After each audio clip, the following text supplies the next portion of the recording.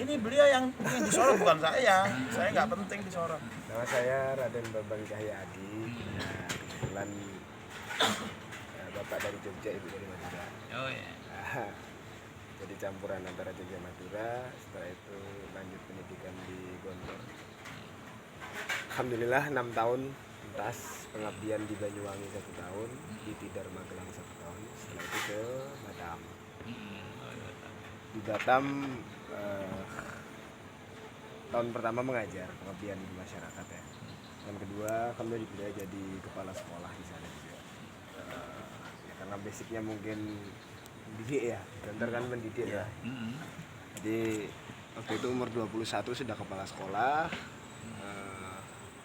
3 tahun menjadi kepala sekolah, sisanya menjadi direktur pendidikan di salah satu yayasan di sana. Batam ya. Ya, alhamdulillah dari 200 santri di tahun ketiga sesuai program menjadi kurang lebih 1000 santri. Makanya bisa naik ke direktur pendidikan, mengayomi TK SD SMP. Lanjutnya ke SMK Kejuruan. Nama yayasannya di sana Yayasan Pendidikan Islam Cendana. Cendana. Iya, ini bukan punya Cendana ya. Oh, jadi nggak ada aliran Memang dana. nama tempatnya itu Aliran dana ke sana nggak ada ya? Perumahan Cendana. Sekolahnya di dalam itu. Kayak Gontor lah ya. Oke.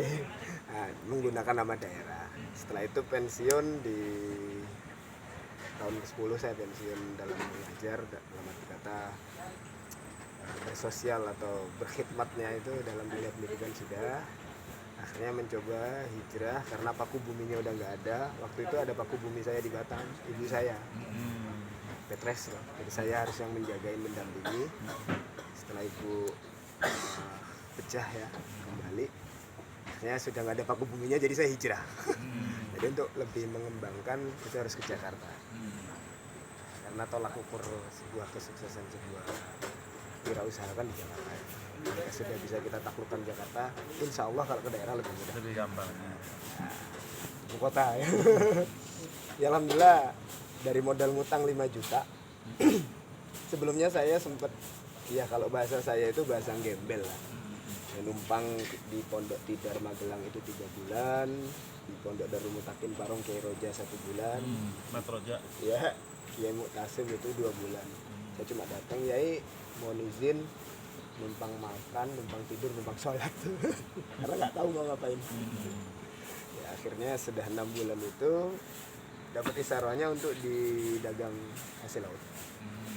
Akhirnya saya putuskan untuk mapping market, dapat jawabannya di Thailand.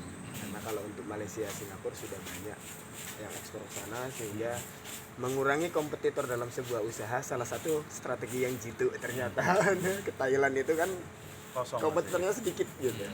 Salah satu contohnya kita ekspor telur ikan itu hanya 4 eksportir, salah satunya kita se-Indonesia. Sehingga dalam memanage harga dan lain sebagainya itu kita lebih mudah ya. ya. Akhirnya dengan modal ngutang 5 juta itu kita ke Thailand, 33 hari di sana sampai kena cas over kan karena 20 hari tuh.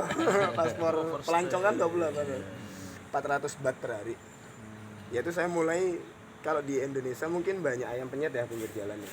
Kalau di Thailand itu banyaknya seafood. Warungnya itu. Jadi saya tanya satu-satu tuh. Dia nggak bisa bahasa Inggris, saya nggak bisa bahasa Thailand. Terakhir pakai Google Translate. Ya. Saya tulis bahasa Indonesia artinya bahasa Thailand kan. Iya, saya balik bahasa Thailand ke Indonesia, dia yang ngetik ya. Itu dari mulai warung pinggir-pinggir jalan tuh. Warung-warung pinggir jalan, dari mana dapat seafoodnya, ikannya, oh dari si A, si B, si C. Akhirnya sampai ke distributornya, udah mulai bisa bahasa Inggris tuh distributornya tuh. Sampai ke importirnya. Jadi importer terbesar di Thailand alhamdulillah sudah kita kantongi datanya, dan kita sudah bersinergi dan bekerja sama. Sehingga hasil dari sana itu, pulang dari sana itu kita punya unlimited demand market. Jadi kebutuhan pasar yang tidak ada batasnya di seafood. Luar biasa. Asal ada kirim bayar, ada kirim bayar. Nah, ya alhamdulillah dari modal ngutang 5 juta tadi itu dalam 1 tahun, bulan Maret 2019 sampai Maret 2020 itu menghasilkan omset 19 miliar 870 Allahu Akbar. Allah. Besar sekali ya. ya kak, omsetnya. Iya. Net profitnya 10%, 10,8%. Karena kemarin waktu corona saya sempat analisa value perusahaan. Apa sih yang sudah dikerjakan? Kalau santri kan biasanya kan yang penting jalan, tapi momentum corona kita manfaatkan untuk analisa value. Sehingga itu dapat hasil itu.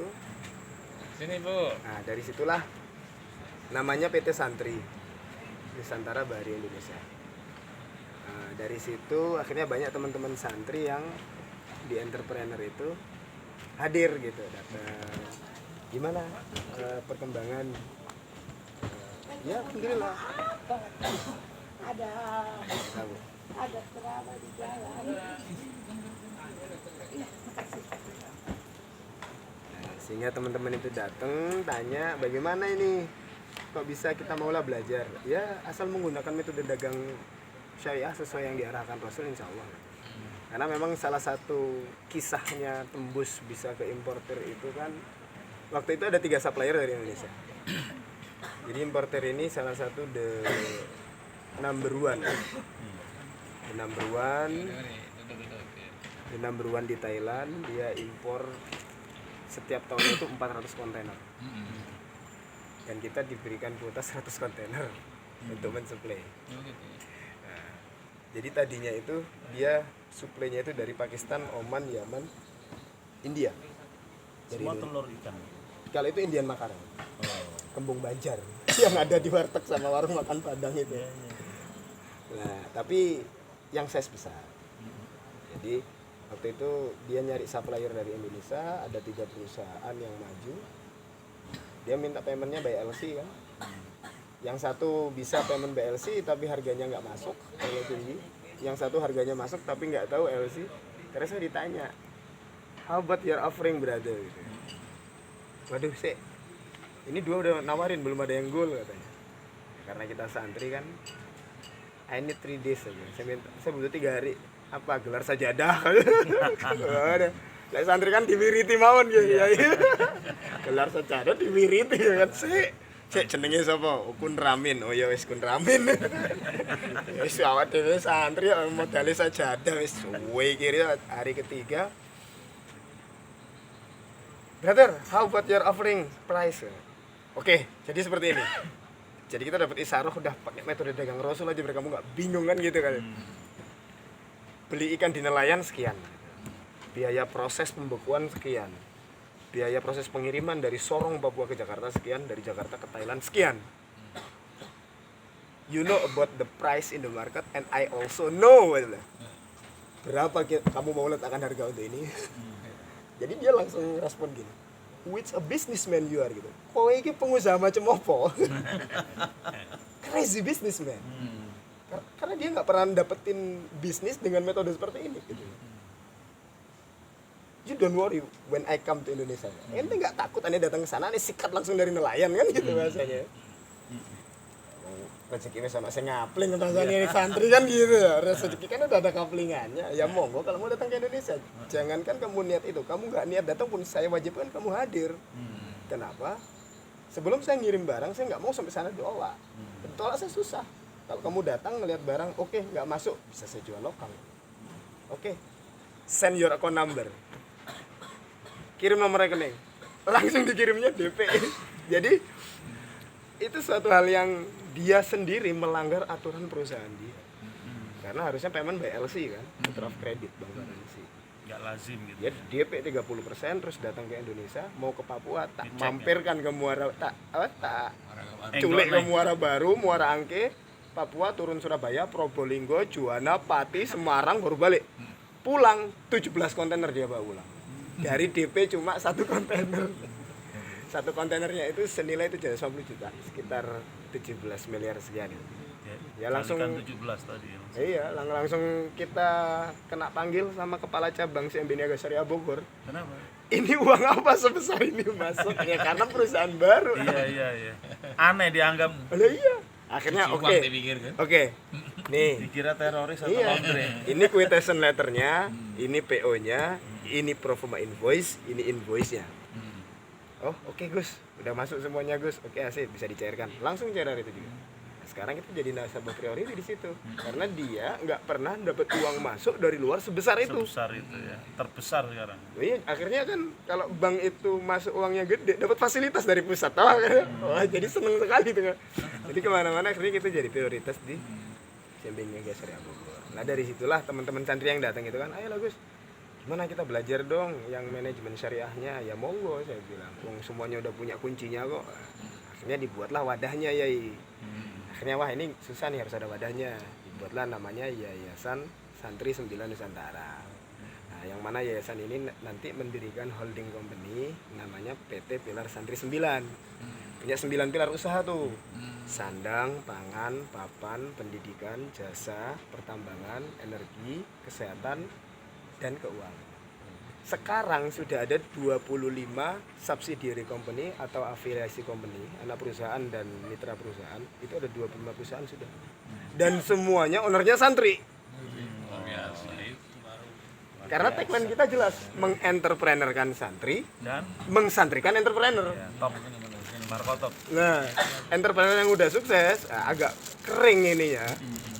Tarik, yo belajar sedekah sik kon baru bisa Iya. gabung sini. Kan gitu. Kuncinya sedekah. Nah, kalau santri yang lah kan Al-Fatir 29 tuh ya tijaratan lan taburnya kan di situ. Ya telunal kitab, aqamus shalah, angfakum marzaqnahum. Tiris imis sudah tuntas sudah. Nah, santri yang lupa dengan yang hampir hilang kesantriannya, kita ingatkan. Santri yang belum tahu tentang entrepreneurship, kita isi dulu.